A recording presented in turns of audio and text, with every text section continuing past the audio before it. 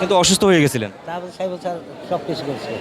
এখন আমি আপনার বুঝলাম না মানে আপনার স্বামীর উপরে কি আপনার কোনো আমার স্বামীর উপর আমার কোনো রাগ নাই, অভিযোগ নাই। আমার স্বামী খুব ভালো মানুষ, কোনো অভিযোগ নাই কোনো। কিন্তু আপনার স্বামীর তো বাংলাদেশে আসলে আবার জেলে দেওয়ার দরকার। দিবেন। না না, আর জেলে দিবেন না। কেন সে অপরাধ করে নাই? বলেন কি কথা কয়? এই যে আপনার যে আপনি কি সৌদি আরবে বিজনেসে থাকার কথা ছিল? আমারে বলেন, মানুষের দেয়া খাবার খাওয়ার আপনার কথা ছিল? জি না, বলেন আমারে, আপনার কি আজকে বাংলাদেশ সরকার টিকিট দিয়ে দেশে আনার কোনো দরকার ছিল? এটা কি তাদের কাজ? কথা কও। আপনার যদি ক্ষমতা না থাকে, আপনার স্বামী যদি ক্ষমতা না থাকে, তা আপনার উমরা করতে নিছে কেন?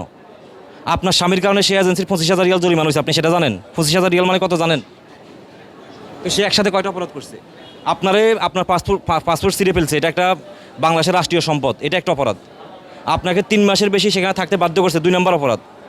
তার কারণে আপনি বাংলাদেশি